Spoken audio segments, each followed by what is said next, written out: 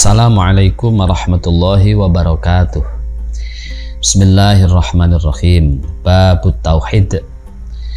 Allahu la na'budu illa iyyah, al-ahadul ladzi la syarikalah. Allahu la na'budu illa iyyah, al-ahadul ladzi la syarikalah. Allahu ta'i Gusti Allah iku la na'budu ora nyembah sapa kita illa iyahu angin maring Allah. Al-ahadu zat kang siji yang esa, alladzi la syarika kang ora ana sekutu iku maujud lahu keduwene Allah. Allah adalah zat yang kita sembah dan tiada lain selain Allah yang kita sembah. Artinya hanya kepada Allah kita menyembah. Allah adalah zat yang esa, yang tiada sekutu baginya. Qala dawu sapa Allah Ta'ala, wa ma khalaqtul jinna wal insa illa liya'budun. Wa ma khalaqtu lan ora ndadekake sapa ingsun al jinna ing jin wal insa lan menungso illa liya'budun kejaba supaya nyembah, supaya ngibadah sapa jin lan menungso. Ayat ini menegaskan bahwa tujuan dasar dari penciptaan jin dan manusia ini hanyalah semata-mata agar mereka menyembah, beribadah kepada Allah Subhanahu wa Ta'ala. Oleh karena itu, amaliyah, aktivitas yang dilakukan oleh kita sebagai manusia idealnya senantiasa berorientasi kepada upaya untuk beribadah kepada Allah.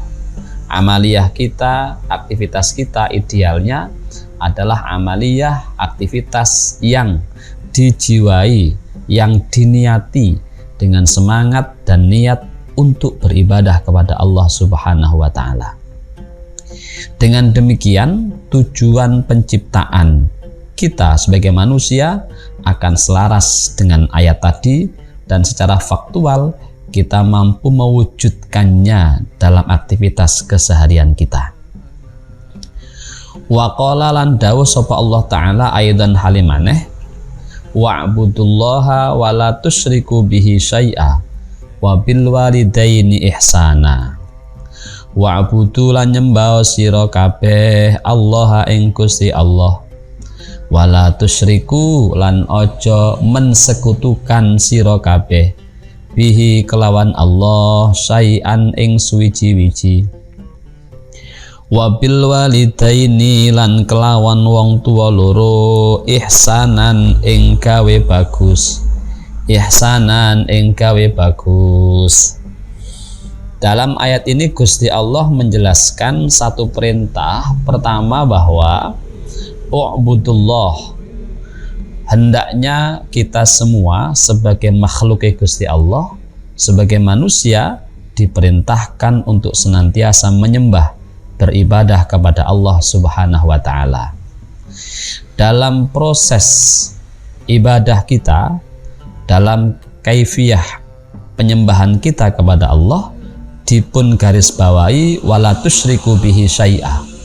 Jangan kemudian menghadirkan sekutu atau tandingan bagi Allah. Ini satu hal yang sangat mendasar, bahwa dalam beribadah kepada Allah harus semata-mata karenanya, bukan karena yang lain. Sebab ketika ibadah itu dipersembahkan, dihaturkan, tidak hanya untuk Allah tapi untuk yang lainnya juga, maka di sana ada potensi syirik, dan itu merupakan larangan dari Allah. Wala tusyriku bihi syai'a. Jangan sekutukan Allah dengan apapun juga. Kemudian perintah untuk ibadah yang Allah sampaikan ini dirangkai dengan satu perintah pula, wabil walidaini ihsana. Perintah untuk senantiasa berbuat baik kepada kedua orang tua. Perintah untuk birrul walidain, berbakti kepada kedua orang tua. Ini sangat menarik ya, bahwa kemudian perintah berbakti kepada orang tua ini Allah letakkan persis setelah perintah beribadah kepadanya. Ini menunjukkan peran penting dan derajat mulia orang tua ketika diukur dengan kita sebagai anaknya. Maka kewajiban kita sebagai anak adalah birrul walidain, berbakti kepadanya. Dan ketika kita berbakti kepadanya, itu merupakan bagian dari cara kita menjalankan perintah Allah sesuai dengan perintah dalam ayat ini, wabil walidaini ihsana. Ibadah itu apa? Qala Syekhul Islam Ibnu Taimiyah an ta'rifil ibadati, saking definisi ibadah. Wa hiya utawi ibadah iku ismun, aran, nama, sebutan, jami'un kang meliputi, mencakup, likul lima keduwene saben-saben barang yuhibbuhu kang demen ing ma sapa Allah Gusti Allah, wa yardahu lan ridho sapa Allah ing ma, minal aqwali nyatane saking ucapan, wal a'mali lan penggawean, zahiratan ing dalem wujud zahir, wa batinatan lan ing dalem batin. Ibnu Taimiyah menyebutkan ketika berkaitan dengan ibadah bahwa makna ibadah ini adalah segala hal yang dicintai dan diridhai oleh Allah ketika hal itu dilakukan oleh hambanya, baik itu berupa ucapan maupun perbuatan, baik yang dimensinya lahiriah maupun dimensinya batiniyah. Dengan takrif ini kita memahami bahwa cakupan ibadah itu sesungguhnya sangat luas karena mencakup segala hal yang memang secara tekstual diperintahkan oleh Allah maupun hal lain yang tidak termaktub secara tekstual perintahnya, tetapi kita meyakini bahwa di dalam hal yang kita lakukan tadi ada ridho Allah, ada cinta Allah kepada hambanya ketika melakukan hal yang demikian. Nah, di dalam Al-Quran kita menjumpai sekian banyak ungkapan yang memerintahkan kita untuk beribadah kepada Allah.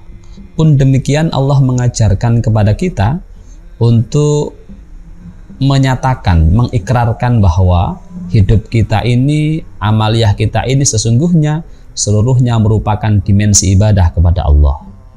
Kita kerap membaca satu ayat yang lazim kita baca dalam sholat, iyyaka na'budu wa iyyaka nasta'in. Iyyaka na'budu ini artinya adalah satu ungkapan bahwa hanya semata-mata kepada Allah lah kita menyembah, kita beribadah, tidak ada yang lain. Ini menegaskan perintah ibadah sebagaimana disebutkan dalam ayat sebelumnya tadi. Nah, berkaitan dengan ibadah ini, maka ketika menggunakan sudut pandang Ibnu Taimiyah tadi, kullu ma yuhibbuhullah wa yardah, segala hal yang dicintai dan diridai oleh Allah, maka kita mengenal ada dua kelompok jenis ibadah. Yang pertama ada ibadatun mahdhah, yang kedua ada ibadah ghairu mahdhah. Ibadah mahdhah ini adalah ibadah penyembahan kepada Allah dengan tata cara, kaifiyah yang sudah disebutkan secara detail baik dalam Al-Quran maupun hadis. Misalnya apa? Sholat. Sholat ini perintah yang di dalamnya tentu nilai dasarnya adalah dalam rangka beribadah kepada Allah, menyembah kepada Allah. Kaifiyahnya, tata caranya sudah diajarkan oleh Rasulullah Shallallahu Alaihi Wasallam. Misalnya dalam hadis beliau, "Shollu kama ra'aitumuni usolli." Sholatlah sebagaimana kalian melihat aku sholat.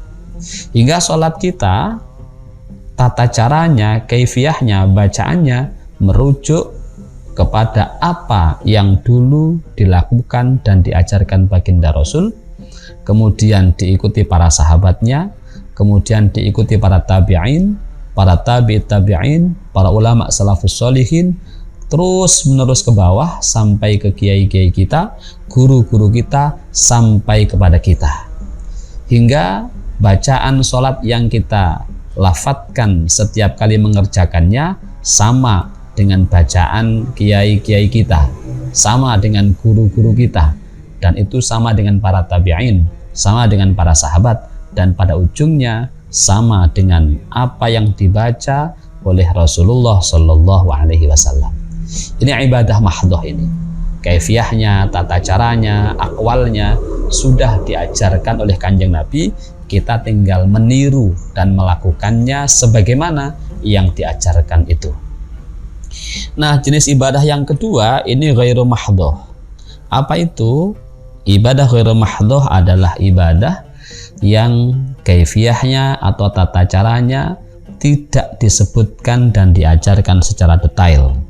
Ini adalah ibadah-ibadah dalam makna yang umum, hingga kategori kullu ma yuhibbuhullah wa yardhah itu masuk dalam kategori ini diantaranya.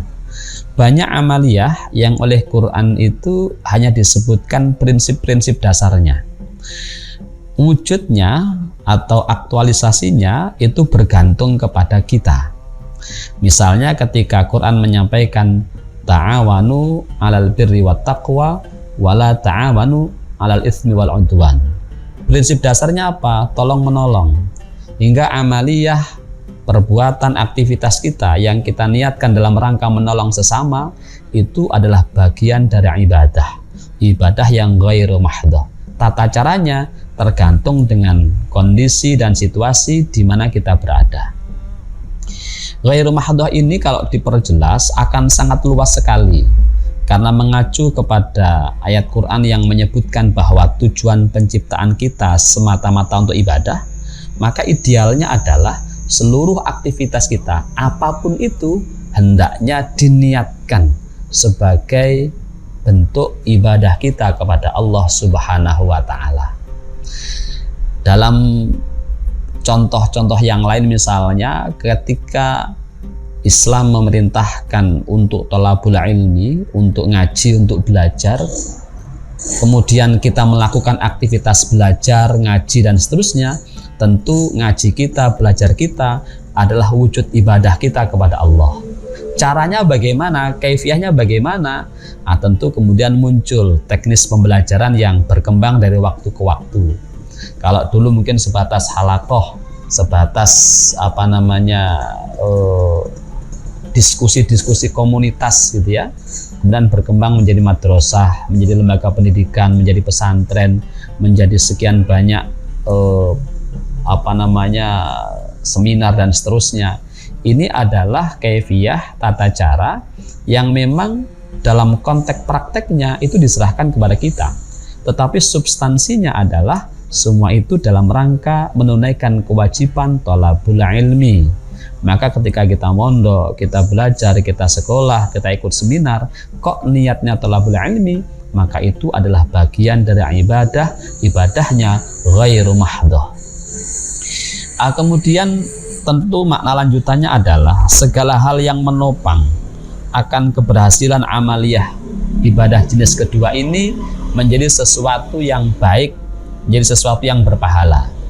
Bangun madrasah, bangun masjid, bangun pesantren, bikin tempat untuk acara-acara seminar keilmuan, tentu menjadi sesuatu yang dianjurkan, karena dari sana kemudian amaliyah thalabul ilmi bisa dilakukan.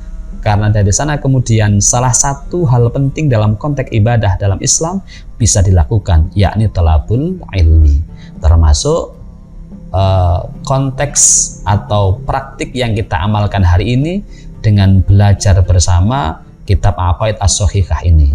Ada yang melalui saluran IT, ada yang kemudian secara langsung manual. Dua-duanya ketika diniatkan sebagai satu wujud amaliyah ibadah dalam bentuk thalabul ilmi, maka masing-masing akan mendapat pahala, karena itu adalah ma yuhibbullah wa yardahu, sesuatu yang dicintai dan diridai oleh Allah Subhanahu wa Ta'ala. Semoga amaliyah kita termasuk dalam kategori ini. Amin Allahumma amin wal afa minkum wallahul muwaffiq ila aqwamit thoriq. Assalamualaikum warahmatullahi wabarakatuh.